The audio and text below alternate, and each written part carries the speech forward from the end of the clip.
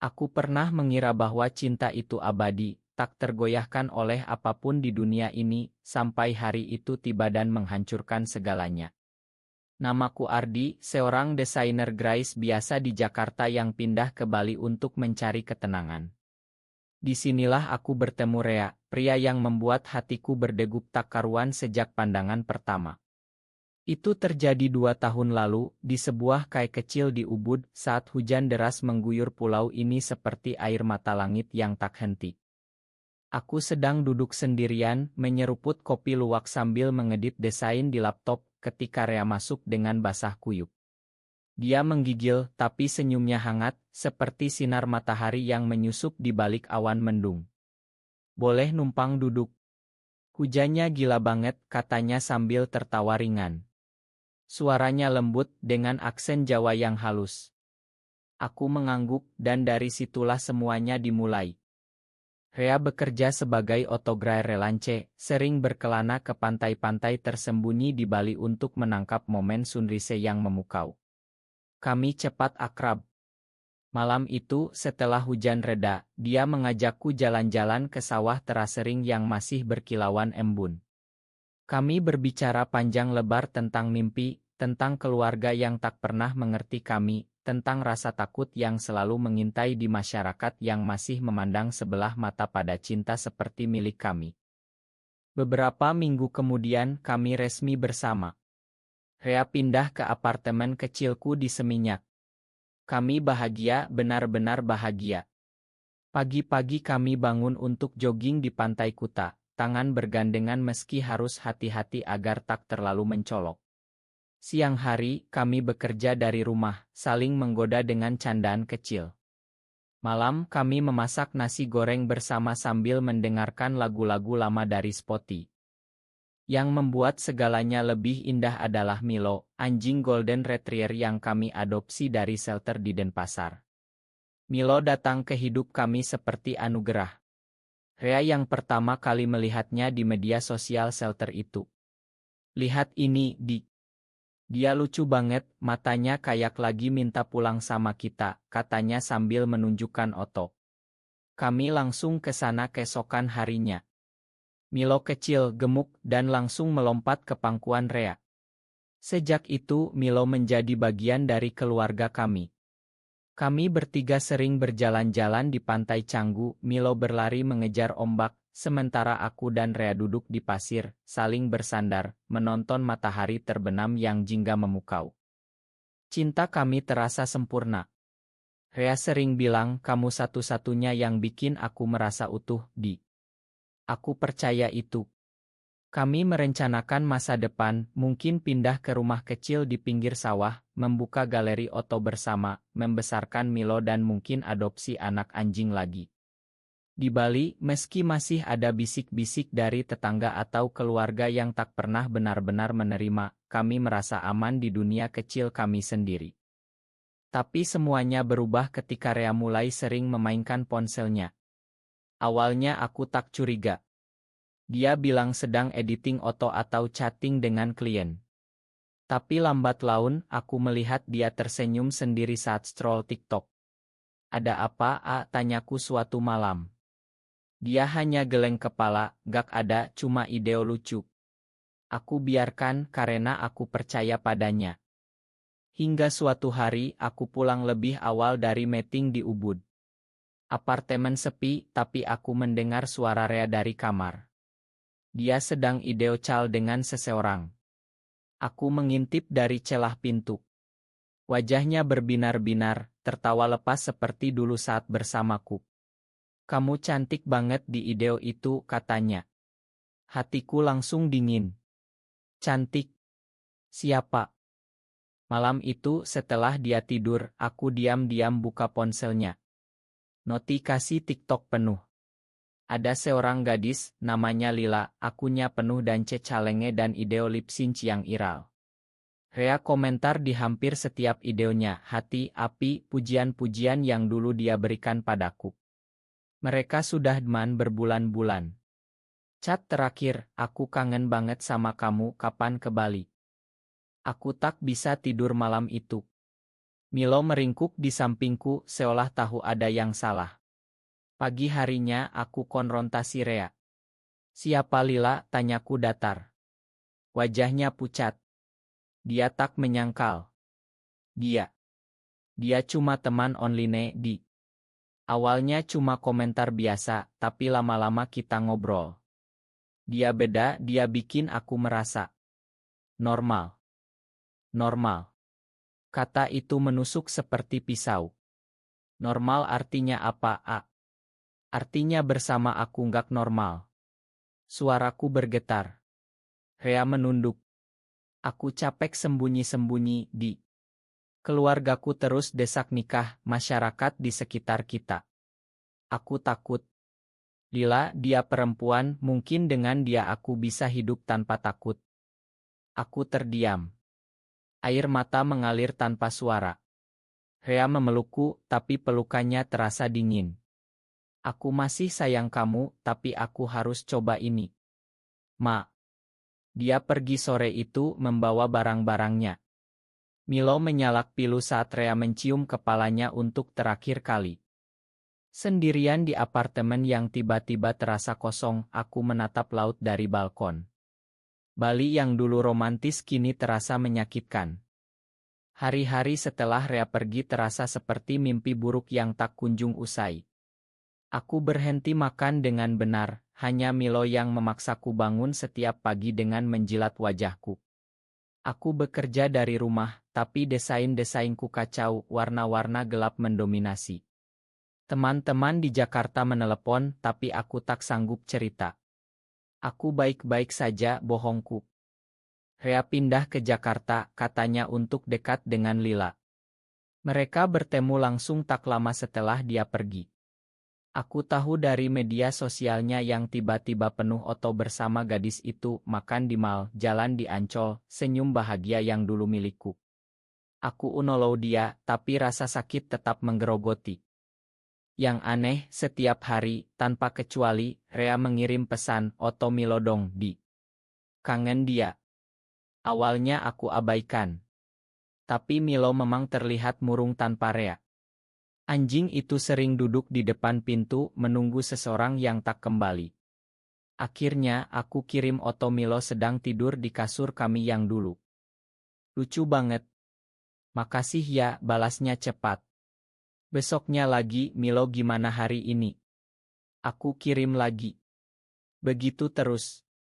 Pesan-pesan itu singkat tapi membuatku bingung. Kenapa dia masih peduli pada Milo, tapi meninggalkanku begitu saja? Suatu malam, aku tak tahan. Kenapa kamu masih minta Oto Milo setiap hari, A? Kamu sudah punya hidup baru, ketikku. Balasannya lama datang. Karena Milo bagian dari kita, Di. Aku nggak bisa lupain dia. Dan kamu. Hatiku bergetar. Tapi aku tak balas. Aku tak mau terjebak lagi dalam harapan palsu. Bali mulai terasa pengap.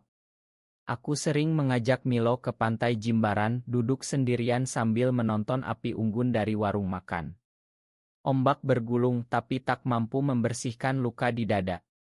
Aku bertemu teman baru di komunitas lokal di Seminyak, mereka mendengarkan ceritaku dengan sabar. Banyak yang begitu, Ardi. Takut pada masyarakat, takut pada keluarga, kata salah satu dari mereka, seorang pria bernama Bayu. Bayu baik, sering mengajakku nongkrong.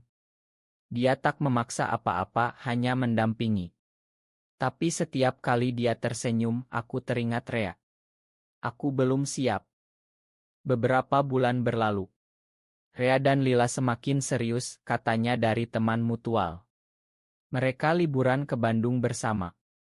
Aku melihat story-nya, hatiku perih. Tapi pesan Oto Milo tetap datang setiap hari.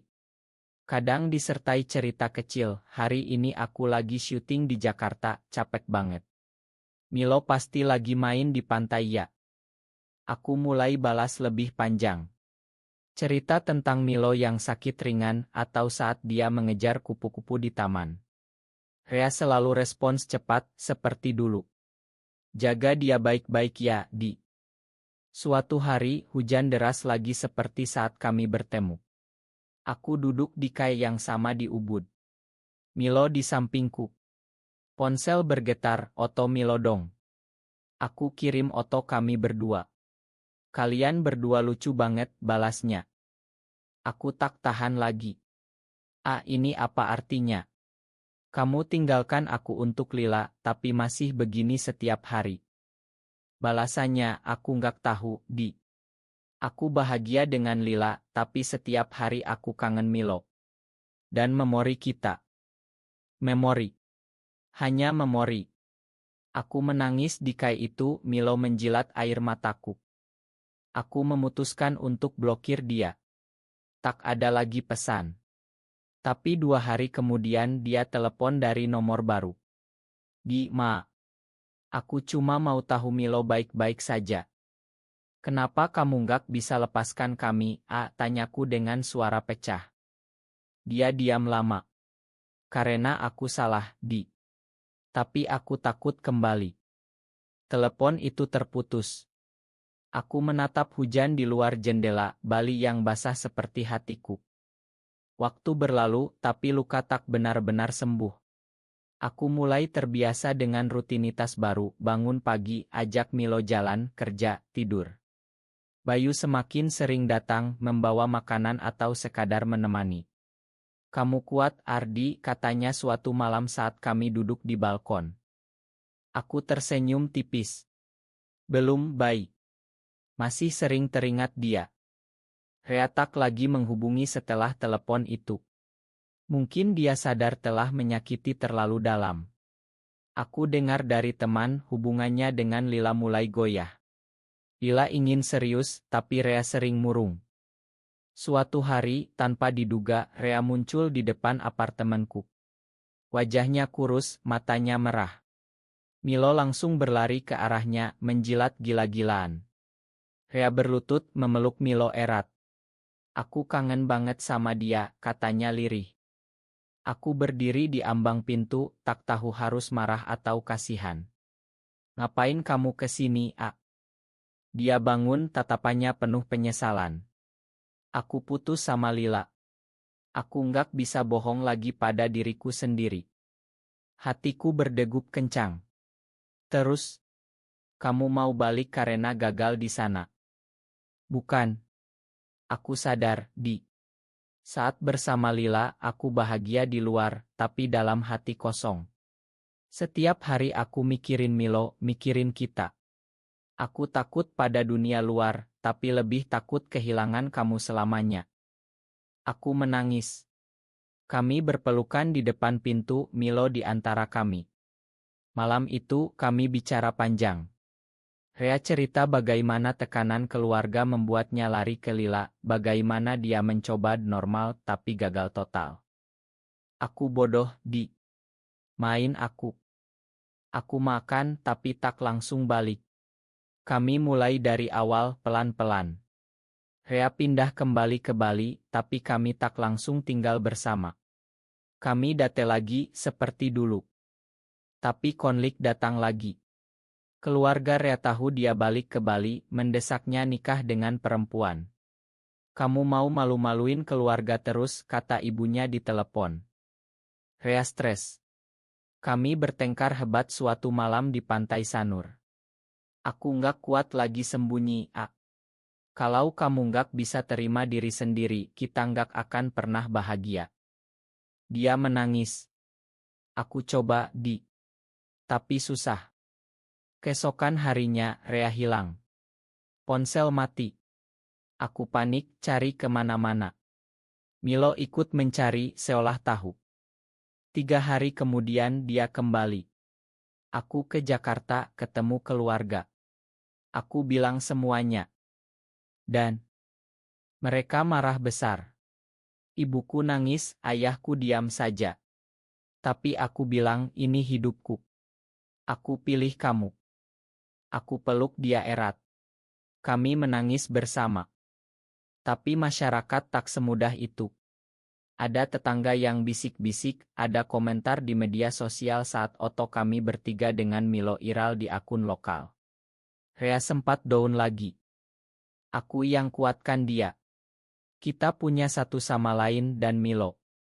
Itu cukup. Perlahan kami bangun kembali. Cinta kami yang kedua ini lebih kuat, lebih dewasa. Kami tak lagi sembunyi total. Di komunitas Bali kami diterima. Kami sering ikut acara pride kecil-kecilan meski hati-hati. Milo semakin besar jadi teman setia kami. Setiap pagi kami bertiga ke pantai. Rea oto kami, aku desain poster untuk galeri kecil yang kami buka di Ubud. Tapi bayang-bayang masa lalu masih ada.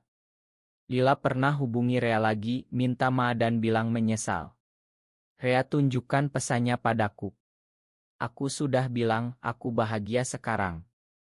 Aku percaya dia. Suatu hari, keluarga Rea datang ke Bali. Ibunya ingin lihat sendiri. Awalnya tegang. Di rumah makan sate di Jimbaran, ibunya diam saja lihat kami. Tapi saat Milo mendekat dan duduk di pangkuannya, ibunya tersenyum kecil. Anjingnya lucu ya. Perlahan obrolan mengalir. Aku cerita betapa Rea berubah, betapa kami saling dukung. Ibunya menangis. Aku cuma takut dia susah di masyarakat. Kami sudah susah, Bu. Tapi bersama kami kuat, kata Rea. Ibunya peluk dia. Tak langsung terima total, tapi itu awal. Kami juga hadapi diskriminasi. Ada saat kami dipandang sinis di pasar, atau komentar online saat posting otok. Tapi kami saling pegang tangan lebih erat.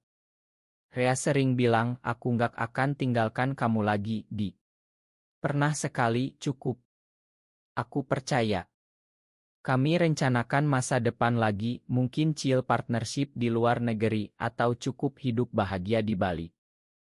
Milo jadi saksi bisu segalanya. Setiap hari, saat Rea minta oto Milo dulu, kini dia peluk langsung. Cinta kami tak sempurna, tapi nyata. Di tengah masyarakat yang masih belajar menerima, kami pilih bertahan. Tahun berganti, kami semakin kokoh. Galeri Oto Rea laris, desainku banyak klien. Kami beli rumah kecil di pinggir sawah Canggu, dengan taman luas untuk Milo bermain. Tapi badai datang lagi. Rea dapat tawaran kerja besar di Jakarta, dari agensi iklan ternama. Gajinya 2 kali lipat. Ini kesempatan, Di, katanya. Aku takut. Jakarta penuh kenangan buruk. Kamu yakin gak akan tergoda lagi? Dia peluk aku. Aku janji. Kami pindah ke Jakarta. Awalnya sulit. Kota ramai, polusi, orang-orang sibuk.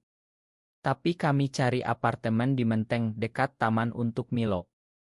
Rea sibuk kerja, sering pulang malam. Aku kerja remote dari Bali dulu, tapi ikut ke sini. Kami jarang waliti time. Lalu, Lila muncul lagi. Dia kerja di agensi yang sama. Mereka sering meeting bareng. Rea cerita jujur. Dia minta maaf lagi, bilang dulu salah paham. Aku cemburu. Kamu masih ada perasaan? Enggak, Di. Cuma teman kerja. Tapi aku lihat Rea sering senyum saat cerita Lila. Malam-malam dia scroll TikTok lagi. Suatu malam aku lihat chat mereka. Bukan mesra, tapi sering curhat kerja, cerita lucu. Aku marah. Ini mulai lagi, A. Dia panik. Bukan. Aku cuma teman. Kami bertengkar hebat. Milo meringkuk takut di pojok. Rea tidur di soa. Pagi harinya dia bilang aku tolak tawaran promosi yang bikin sering ketemu dia. Aku peluk dia. Aku takut kehilangan kamu lagi. Kami putuskan cari bantuan. Konseling untuk pasangan di Jakarta. Terapis bantu kami bicara terbuka tentang ketakutan. Rea akui kadang dia masih ragu karena tekanan masyarakat. Aku takut kita nggak bisa punya keluarga normal. Aku jawab kita sudah punya keluarga, aku, kamu, Milo. Perlahan kami baikan lagi. Keluarga Rea mulai terima. Ibunya sering ideocal, tanya kabar Milo. Kami liburan balik ke Bali setiap bulan. Di sana, kami ingat awal mula. Cinta kami diuji berkali-kali, tapi semakin dalam. Kini, setelah semua badai, kami bahagia di Jakarta dengan rencana balik permanen ke Bali. Rea tolak karir besar demi kami. Kami buka cabang galeri di Jakarta, tapi rumah utama di Bali. Milo sudah tua, tapi masih setia. Setiap hari, kami jalan bertiga di Taman Menteng atau pantai saat ke Bali. Rea sering bilang, aku menyesal pernah tinggalkan kamu untuk sesuatu yang palsu. Lila cuma pelarian dari ketakutanku sendiri. Aku jawab, yang penting kamu kembali. Kita lebih kuat sekarang. Kami tak nikah resmi, tapi punya komitmen abadi. Di komunitas, kami jadi inspirasi bahwa cinta sesama jenis bisa bertahan meski dunia tak selalu ramah. Ada saat sulit, diskriminasi, komentar keluarga, tapi kami hadapi bersama. Pesan ceritaku, cinta sejati butuh keberanian.